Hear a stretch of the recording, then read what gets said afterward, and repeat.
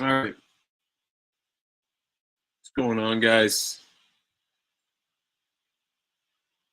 So, a lot of happenings this week, but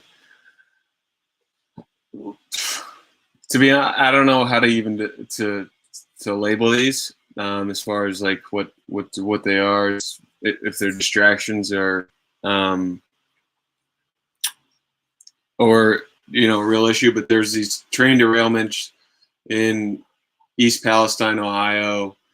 There's one in Louisiana, one in Spartanburg, South Carolina, and then another in Texas, just outside of Houston.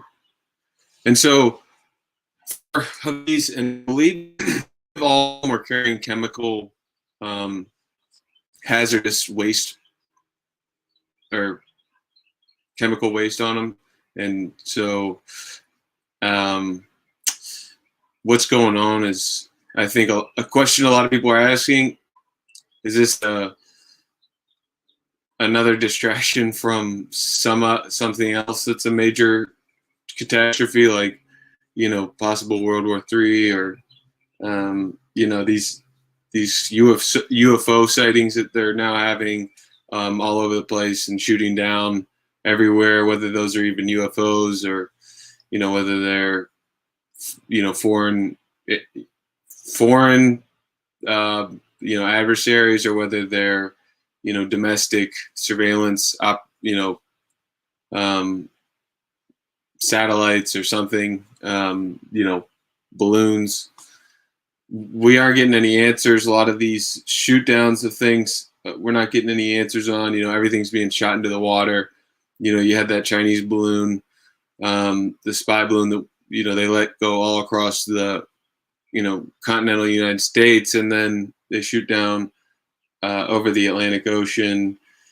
There's one in Lake Huron that they shot into the lake conveniently, one in Nowhere, Canada, and then another one in Nowhere, Alaska. And so we're not getting any remains other than like the balloon they said they recovered, but they didn't recover any attachments to the balloon. And so it's like, you didn't recover anything that's of importance. Could have, that's assuming that it's even a Chinese balloon and not some domestic, spy intel agency surveillance apparatus that just got, found out. I know that they use these at the southern border. A lot of people don't know that, but they used to use them at the southern border to track illegal immigration. And then now they use a lot of these surveillance balloons. They've redirected these under the Biden administration to, I believe, monitor like farmland and farmers. But anyways, back to Ohio. Whether this is a distraction from all the other things going on, or whether this is just another major part of the orchestrated collapse, or seemingly orchestrated collapse, is hard to tell. But this is a Zero Hedge article, and this is a video of the train that was carrying all these chemical products on these cars that blew up, or that they blew up intentionally to disperse the chemicals into the air. Whatever call was made, this is a video of the train on fire 20 miles before the derailment. So it's bringing a lot of questions of what was the crew doing? Why didn't they make anybody aware of this or take any steps to mitigate what was going on? But take a look. Tonight, pretty stunning video raising a lot of questions, especially for people in East Palestine, Ohio. As you can see, sparks and flames underneath this Norfolk Southern train, and this was 20 miles before it derailed. The derailment, as we all now know, sent dangerous chemicals into the air and forced thousands of people from their homes for days. Now the question is, when did the crew know that there was a problem? This video Yeah, obtained by our news partners at the Pittsburgh Post-Gazette was taken by a security camera Looks like a at pretty an big fire to equipment me. manufacturing plant I feel in like you Salem, wouldn't miss that Ohio, if you looked in some the rear 20 view. miles from East Palestine. You can see what appear to be sparks or flames under one of the cars as it passes the plant. The NTSB referenced the video at a news conference earlier this week. We have obtained 2 videos which show preliminary indications of mechanical issues on one of the rail car axles. That second video came from a processing plant a mile down the track, also in Salem. In front of that plant is a hot box detector, which scans the temperature of the axles as the train passes and sounds an alert if they're overheated. The crew did receive an alarm from a wayside defect detector shortly before the derailment, indicating a mechanical issue. Shortly before. Then an emergency brake application initiated. The NTSB says there was an alert, but it is not known if it came from the hot box detector in Salem or the next one down the track 20 miles away in East Palestine, where that derailment happened. And if the alert wasn't triggered when the train passed Salem, why not? I spoke today with a retired Norfolk Southern engineer, Scott Wilcox, who lives in Avonmore. How would that person know there was an issue? Generally speaking, after the length of the train is passed over the detector, it will tell you there are no problems found. The NTSB has obtained the train's data recorder and audio recordings. Those are being analyzed at an NTSB lab in Washington, D.C. Now, the agency is also checking whether all the detectors were working properly. If the detector in Salem was working and there was no issue, So it was on fire, and the detectors probably were going to find out that, you know, they weren't working or something like that. I mean, that's obviously how it always ends up going. The detectors weren't working. The crew couldn't see it. You know, this, that, and the next. Every so-called precaution was somehow missed that day. And then you had, there's a pretty good video one of these kids did. I don't know if it'll be in this, but he's basically, yeah, I think it might be down here. But he's basically saying that over 1 million pounds of this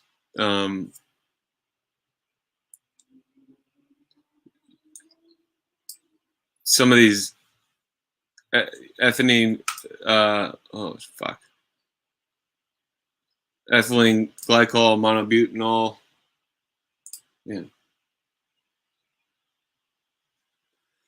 exyl acrylate, isobutylene. And then the main one was vinyl chloride. And there's like over 1 million pounds of this vinyl chloride dumped. One of the residents here we now know says 3 more chemicals that were on board the Norfolk Southern train that derailed here in East Palestine. Chemicals, so we could get a railroad open. The U.S. Environmental Protection Agency sent a letter to Nuked the town with chemicals, so we could get a railroad open. the U.S. Environmental Protection derailed here in East Palestine just over a week ago, and we're being told that some of those chemicals are dangerous. We basically nuked the town with chemicals, so we could get a railroad open. The U.S. Environmental Protection Agency sent a letter to Norfolk Southern stating that ethylene glycol monobutyl ether, ethylexyl acrylate, and isobutylene were also in the rail cars that were derailed, breached, or on fire. Caggiano says ethylexyl acrylate is especially worrisome. He says it's a carcinogen, and contact with it can cause burning and irritation in the skin and eyes. Breathing it in can irritate the nose, throat, and cause coughing and shortness of breath. Isobutylene is also known to cause dizziness and drowsiness when inhaled. I was kind of surprised that when they quickly. So,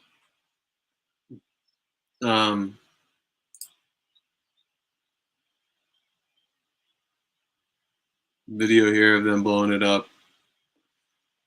I don't know what's going on, guys. I mean, there's dead fish everywhere. They said the water's safe to drink. I mean, none of it's adding up. They got a bunch of trucks called Enviro Science. cleaning up all the dead fish and, you know, all the wildlife that's dead. They've got these like These aren't weird these aren't clouds. these aren't storm clouds. This is the fucking shit that they burn off. The fucking shit they burn off in East Palestine.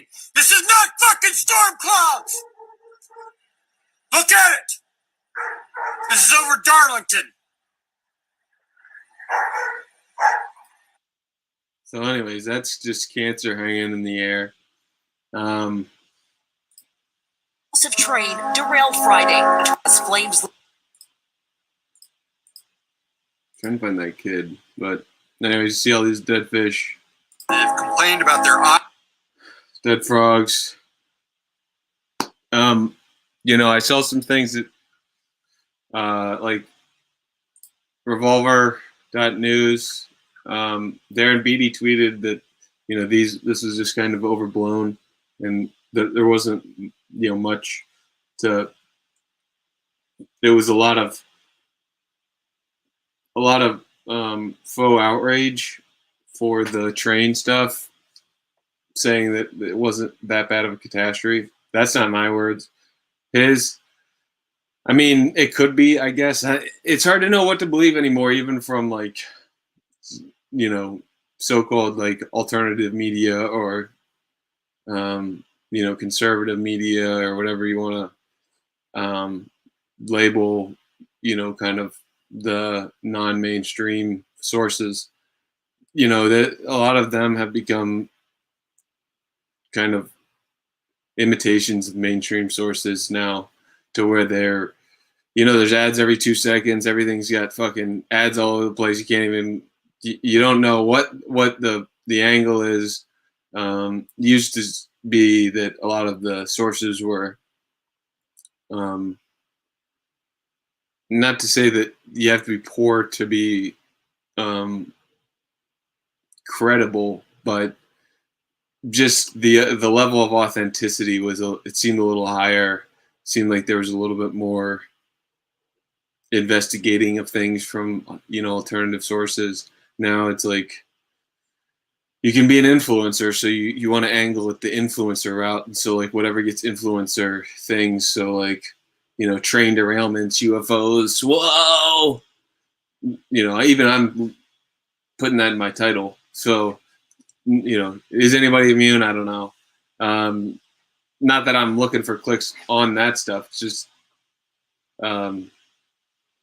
you know, this is like constantly being thrown at us. And so I just figured I'd get on and, like, go through, you know, whether this was even really worth much of anything, or whether it's just more like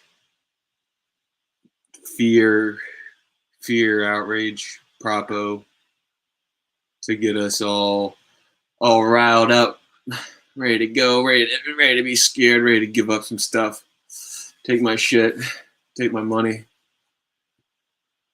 whatever we got to do to get this fucking UFOs out of here. These train derailments, let's get them better.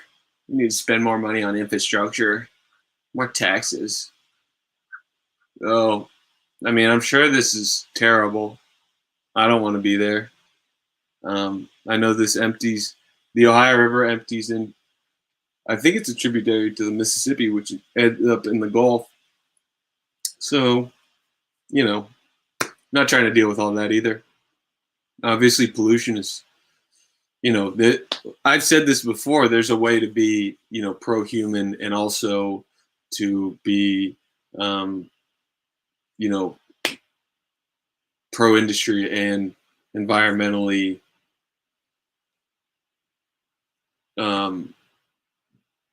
steward, you know, still be stewards of the land without, you know, sacrificing everything. But anyways, I'm getting off track there with that. Darren Beatty talking about the UFOs, spy balloons, kind of being Here's a comment. This is all one massive distraction from the catastrophic carcinogen that was sucked in the atmosphere and is being distributed around the U.S. from the Ohio train wreck. The objects will be deemed Russian. Why do I say that? State Department. I don't think that's the case, obviously, but it'll just be some. I don't know. This guy's kind of. It's aliens, lol. What the fuck? What a bunch of idiots. They're up and we believe it's aliens, so we don't find out Joe Tard is compromised by China. I mean, I guess. I don't know that there's any one reason why you distract everyone. It's just kind of like throw the people, the fear porn is like the new circus. And so it's like throw them a fucking bone. They're getting hungry for some entertainment. The sports aren't cutting it. Give them some fear porn. Give them some aliens or something. While we fucking, it's not just Biden. It's all of Washington. It's just a game of sucking out personal wealth through, publicly funded favors and money, whether that's foreign aid or, money for, public funding for got everything, anything and anything. I mean, it's all the tentacles, the organs of the state run so deep as far as, what it funds and the interests that are involved in using the United States population as a vehicle for personal enrichment and not, increasing the ability or welfare of the state as a whole. So, and then keeping people like, oh no, they want us to believe it's aliens. No, it's Joe. It's just Joe. Yeah. It's just Joe. It's Joe and old the Admiral.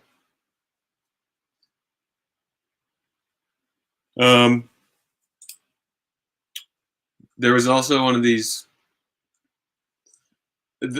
I did a little thing on the earthquake last Thursday, I believe, and there was a cloud. You see this cloud here? There's a cloud like this over Argentina, and if you didn't see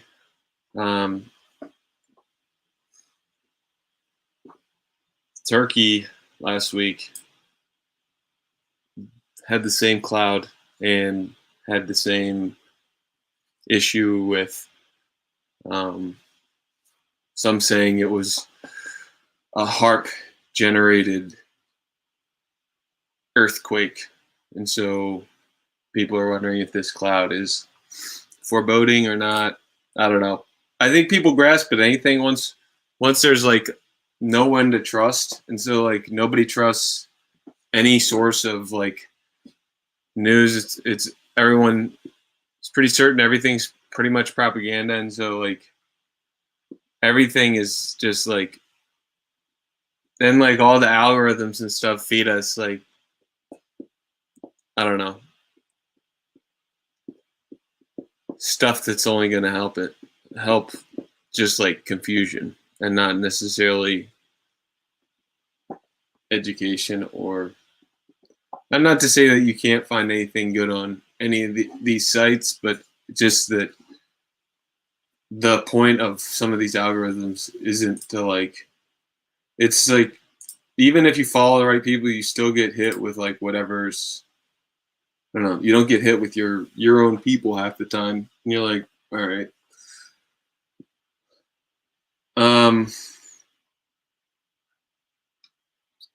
This guy Free I'll do a little thing on him. He's I guess trying to make his personality known in the conservative space, but he's pretty, I don't know. He's sussy as far as I'm concerned. Even though I did get his little Twitter Spaces thing last night. Wasn't that entertaining? It wasn't terrible. It was decent. It was decent. So,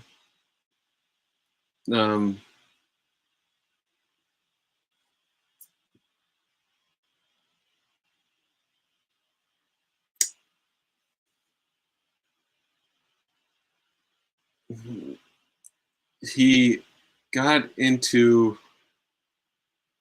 this thing. This is so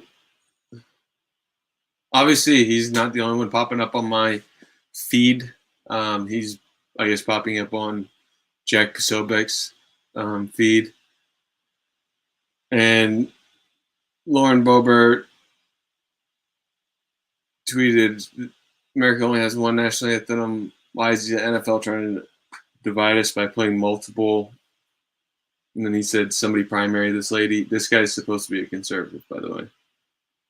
And then Posobiec says, hello, fellow conservatives. And then Free was making I guess he was trying to make the point. And then he tweets, so Posobiec said, hello, fellow conservatives, which is funny. Free says, I just had a Twitter space. You could have come and debated me man to man. Like, why did you have to put that in quotes, brother? It wouldn't be man to man on a Twitter space anyway. That would be Zoom to Zoom or whatever. But you'd rather screenshot and subtweet me like a little coward. SMH. Like, everyone doesn't know you're doing a Twitter space. It's not like Jack got the notification or the invite that Caledon Free was doing a Twitter space with 50 people on it, and Posobiec needed to be there, or else he was a coward. Tell your boyfriend Alex Berkowitz, or Brucewitz,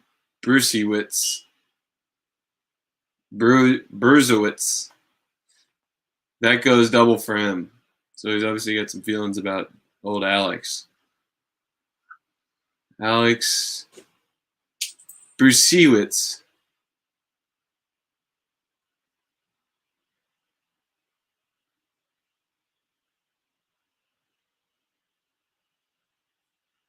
And then he says, the fact is, y'all don't want that smoke. You can't hang with me intellectually with all due respect, so pull the snowflake move and screenshot me. You don't even want me to get the alert. Weak. You're forbidden from ever using the term snowflake again.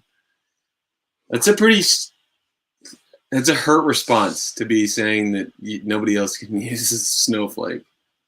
And I tweeted this guy yesterday because he was tweeting some wild stuff about lift every voice and like basically saying any conservative that doesn't like, or any white conservative that doesn't like lift every voice doesn't like black people. And it's like, it's insulting to dumb the argument down to that level. And I did listen to his Twitter Spaces, and it really wasn't making any distinctions otherwise on the Twitter Space. It wasn't even like, it was like, it was pretty unorganized Twitter Space. Not to say it was bad. It was, I'm not trying to criticize the dude for going on live and like putting his shit out there, but he also needs to like humble himself at the same time. Like it wasn't that stimulating of a Spaces, and there wasn't really anything that was covered that was like, I didn't think there's anything that was that thought provoking or like I don't know, anything that was like, wow, they're making a good point about lift every voice or anything. I mean, he was saying that he says like he tried to a little gotcha with the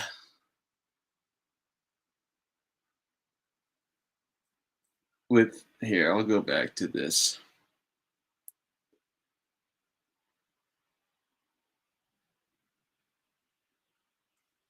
So those are some good pieces, but I'm just going to leave this here. High IQ people, comment below. What do you notice about this clip, with all due respect being had? To perform, with respect to the debate being had. lift every voice and sing. Please welcome Emmy Award winner. And so what he's trying to say is they didn't say, please. To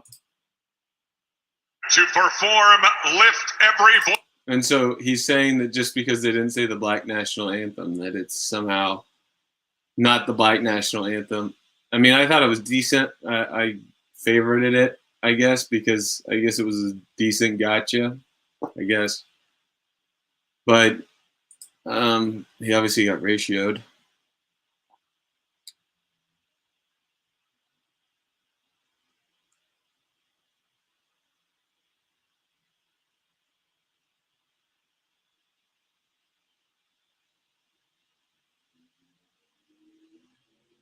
I went to HB and we called it the Black National Anthem as a joke. It's very common. That song is sung at black colleges and functions. Conservatives took the bait on this one. Always. And it's like, bro, you had it. Then why not just sing it at the end of the fucking game? If it's just a song, if it's just a Black National, it's just a hymn, why can't we just do it at halftime or something?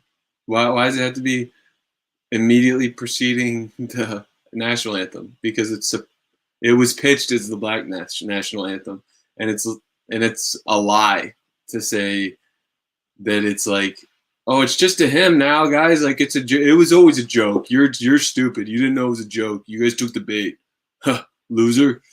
It's like, okay. I didn't know I liked this.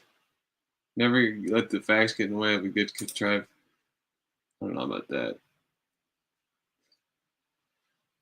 I mean, never let the manipulation of the facts get in the way of a good contrived controversy. He could have avoided the whole controversy had he been poignant about his point in the first place, but he wanted to be subversive about his point and whip this out at the end after he's like, oh, you guys are all racist for not supporting me. It's like, same people who talk about chat GPT being too woke, or in my mentions in DM using the word divisive. You're stupid as fuck and not American. Stop drinking the black Kool-Aid and wake up. You're creating division for the elite to control as like usual. I would agree. I actually don't think that's a terrible DM from Styles, even though it was kind of cringy. I wouldn't DM. I think the first one is pretty cringy. You're stupid as fuck, bro. But whatever. I don't think it's the worst thing. I mean, he is just race bait. It was a race bait. The year that it was dubbed the Nash was also called the Red Summer of Night due to massive amount of racial violence against blacks. Like, he's just... This is a conservative, I guess. He just is drumming up black hate towards white people. And then saying, it's the Black National Anthem because it was called that in 1919, before the National Anthem was called the National Anthem. But it's actually not the Black National Anthem because it's just a hymn. Are you with me? Doesn't make much sense. And then this is where he was... I thought this was terrible. It's interesting that Laura Loomer thinks having black supporters is negative. Y'all better get used to growing into the tent because I'm going to bring a lot of friends with me. It's like, doggy, nobody gave a fuck about the fact that it wasn't even a tweet about race. Just always has to become about race for some folks. And not just black folks. But they do have an issue with it. Well, I think there's an issue with you can't really talk about it as on this platform, or else you'll get canceled. But I mean, there's a lot of white folks who do the same. I don't know. Whatever.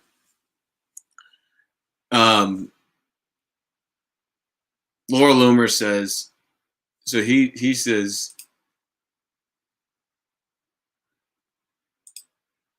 so he quote tweeted Laura Loomer originally. No, I think her quote tweet was,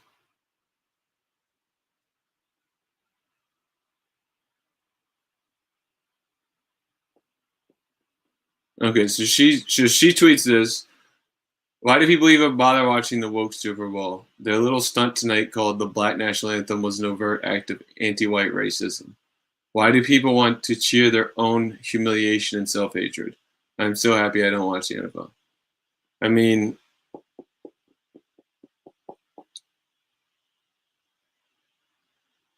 so here that it's like a changing over of the actual why this. So history lesson. Lift Every Voice was written before the Star Spangled Banner was adopted by the national anthem.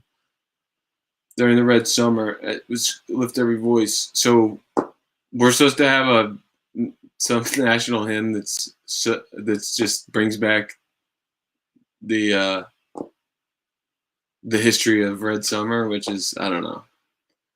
I don't know if I want to Google it, because I know Google's not going to give me any real history. So don't even know what to think. I mean, it's obviously anti-white and anti-American at this point.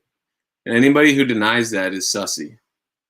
And so Free saying like all this stuff, trying to just manipulate words like, oh, it's actually just a national hymn, this, that, and the next. Like,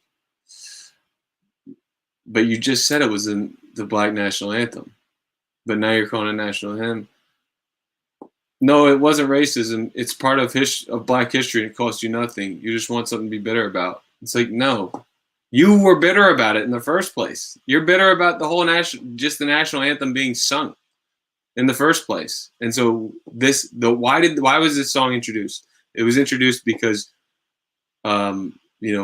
Free was hurt about just the national anthem being sung, and bitter about just the national anthem being sung, and it cost Black people nothing to listen to the national anthem. You could say the exact same thing to him, but Black people just want something to be bitter about. Couldn't I just say the same thing for him only wanting to hear, or not only wanting to hear Star Spangled Banner? You could say the exact same thing, but he's not able to think that, even though he's Mr. Smarty Pants. And then she says, how low IQ does somebody have to be to justify the desecration of our national anthem for the sake of promoting racial division? Yes, it is racist. There's only one national anthem, and it is for all Americans, not just Black Americans. Yeah, I mean, what's wrong with just listening to the national anthem? Why do we have to have another hymn before the national anthem? Well, why can't we just have one national? Why can't we have one little anthem that's sung before the games? It costs nothing to listen to that, and I don't know why people have to be bitter about the national anthem being sung in the first place, and having to add to that to respect the Red Summer of 1919 or whatever. And then P.S. This is DeSantis supporter. Tells you all you need to know. Yikes. It is a yikes, because I was kind of messing with DeSantis. I've been messing with DeSantis. And not Trump, that's for sure. He can sell his shots to the Q people, I guess. Those are the people who are still rocking with him. That, and I don't know. I don't know if any J6 people who he deserted still support him, but who he led straight into a honeypot still support him. But maybe they still support him. definitely can't rock with Trump at this point. DeSantis is, I like him, but if Free's going to be this type of person, Laura Loomer thinks having black supporters is negative. It's like, Dougie, you just bring the lefty bullshit in here, talking about race every other fucking second. It's like the whole reason people left the left to come to the right, which sucks too. By the way, I agree. The only reason I followed this guy is because I want to agree with him. I want to agree with him because there's a lot of stuff I don't enjoy about the Republican Party and the provincial nature of, a lot of their people, and a lot of the people who claim to be Republicans are, kind of, I don't know, provincial and closed-minded in a lot of ways. So I think that, I think there's opportunity, but when you think that it's about talking about black supporters, and it's like, dude, whatever. I mean, I know on his stream, on his spaces last night, they were like, well, we can't just ignore race. We got to be real about race and stuff, and race realism and stuff like that. And I mean, yeah, I mean, I get it. As a white person, you're not, or at least on platforms like YouTube, you're not allowed to say that you're for race realism. But I mean, it'd be nice if the whole Twitter Spaces he was on last night wasn't talking race realism, because if they're trying to have more people under a big tent, it's like, I certainly am not going to be a part of that. I don't want to be a part of a quote Republican Party that's like, oh, well, we've got, it's doing the same black and white BS that is the reason I started hating the people on the left. Like, I grew up as, in a family of pretty lefty liberal, college administrator type people, that breed. So, I mean, and I left those people because I just couldn't stand, I mean, there's so much hypocrisy among them, and, kind of faux intellectualism, faux, work ethic, a lot of things that are practiced or that are preached but not practiced, that sort of thing. And so, at a young age, I started being pretty disenchanted with the, that side, and, towards was, kind of libertarian, didn't want to mess politics, didn't like politics at all, was into like abolishing the Fed, Ron Paul, Occupy type things in, 2010 through 2014, I would say. 2009 through 2014, I would say. And then about 2014, 2015, started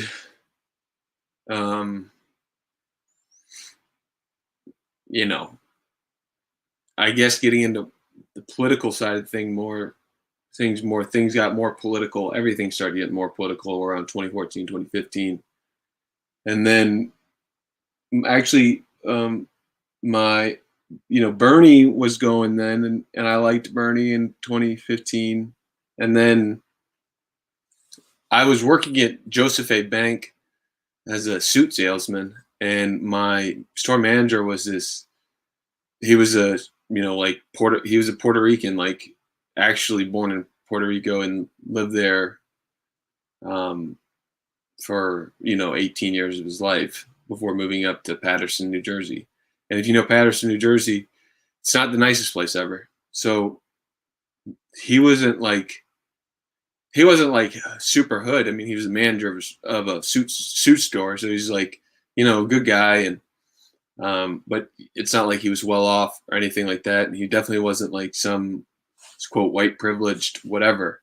I mean, he didn't look like a white Puerto Rican dude. He looked like a Puerto Rican, super Spanish looking. And he actually put me on Trump in about 2015, 2016. I was like, yo, you got to give this guy a chance. He's the man. And I was like, I don't know.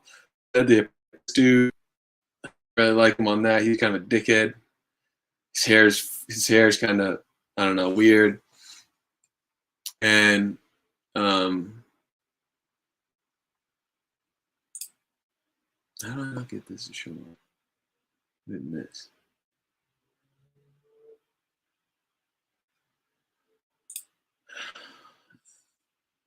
And then,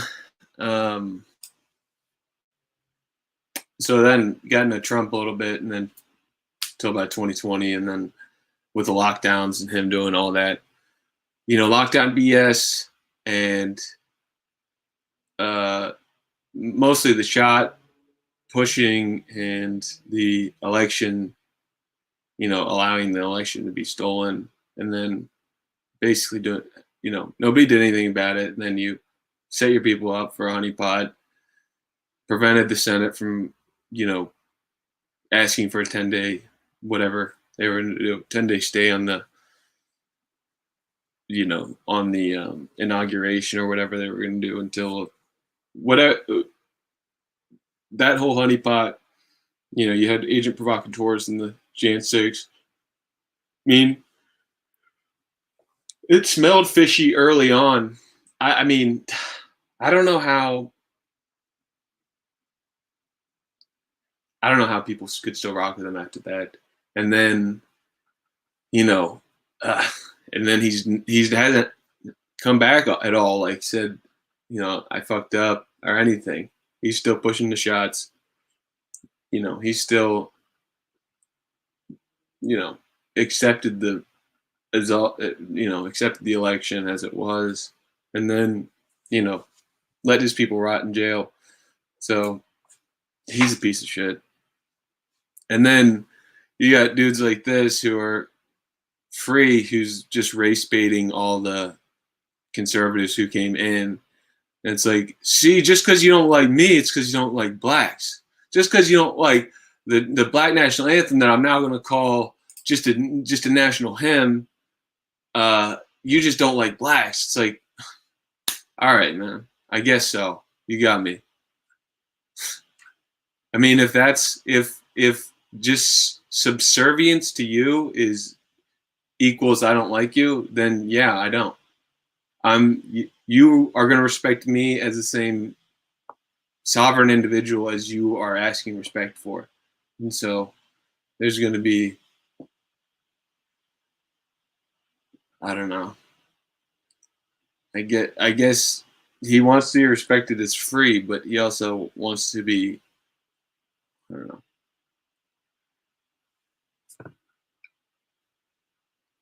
I mean, I like the guy, so I don't want to hate on him too much because who knows? I may keep this stream and he may watch it and take offense, DM me about why to defend him. He's for constitutional carry. I mean, I guess that'd be cool.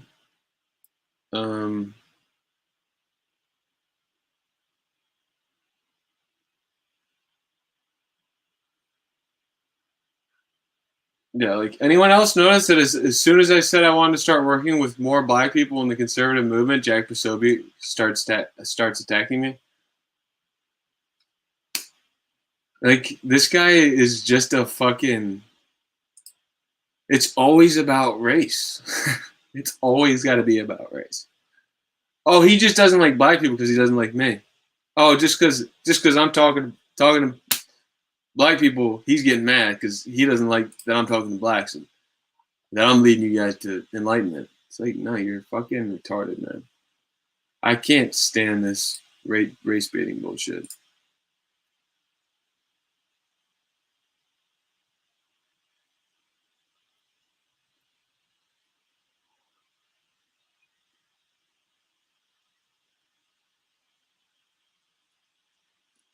But and then I think something.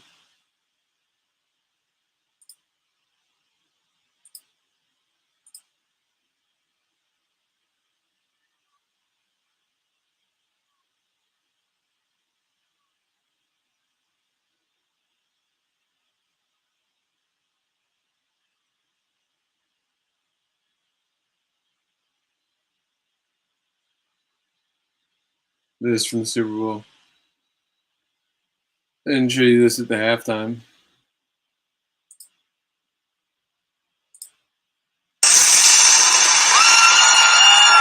Interesting.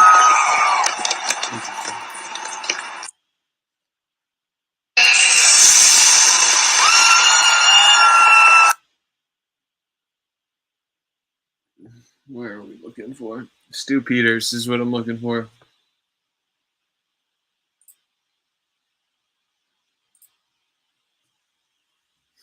So this Michigan State, there's a Michigan State shooter. Stu Peters is going. This is what I was talking about with the, like, I get some of what Free says about, like, or why he's always makes it about race is because sometimes, I mean, I know that the white folks are starting to get a little bit way more tribal, and they're trying to be, you know, they're not fucking with, like, you know, all the black hate now and all this, you know, getting riled up by the media to just, like, hate and beat up white people and stuff like that. And I know that's kind of a misperception from the video, but I mean, it seems to be common. But this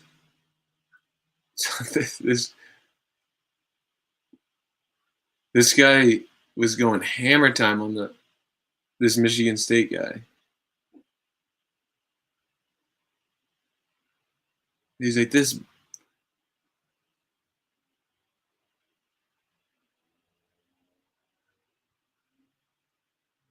I mean, some of what this guy says is great, but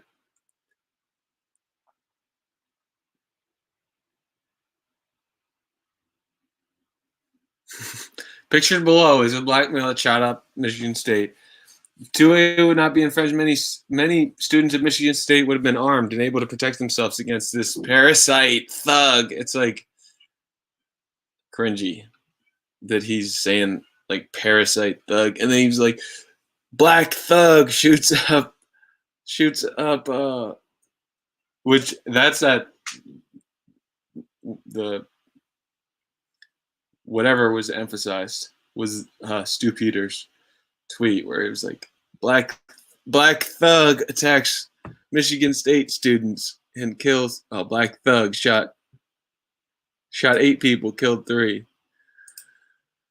and just like, I mean, I understand because nobody will say, like, this one will be memory hold. Nobody will say he's black. Saying it is racist.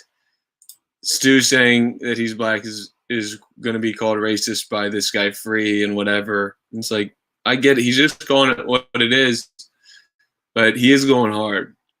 But this is what you get. You're going to get white people starting to say every shooter that's black is a thug, and it's going to get tribal like that, and that's how people are going to get, because people like Free, who's saying, "Oh, I'm just like I'm a nice conservative. I just want equality," but then he's always talking about, "Oh, since they don't like me, they don't like blacks. This, that, and the next. They don't like black people because they don't like me." It's like, no, that's not the case, and it is crazy that that shooter is going to disappear because he's, you know, he doesn't fit the narrative, which is white people are bad, and that's real. And the anti-white racism is pretty real, pretty apparent. And, you know, guys like Free, you know, there could be a great union, great bond between white dudes and black dudes, but, you know, black dudes are always talking about how they can help their own black dudes, and then white dudes, you know, are talking about doing the same. It's like, we're just going to always just be bulk organized into inaction for as long as this stuff continues. Because I don't know, like I don't know how, like, people like Free and people like Stu Peters should, at the end of the day, probably be allies, but these guys probably hate each other. And, you know, I'm not inclined to want to help old Free out at all either, because, you know, he's always saying that, you know, he's doing the race-based stuff all the time too. And so,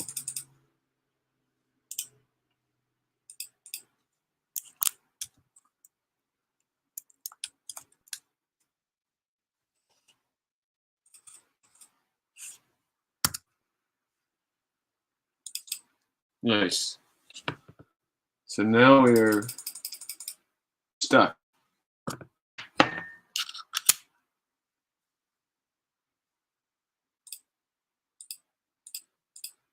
All right, I'm trying to end the stream here, guys. But as you can see,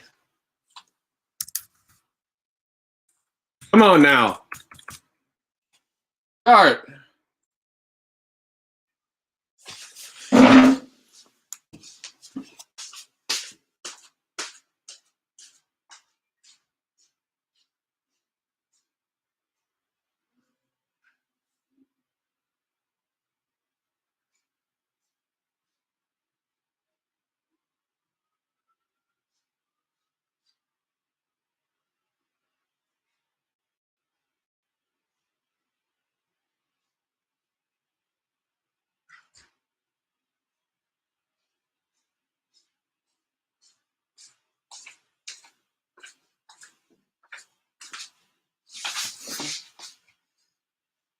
Nice.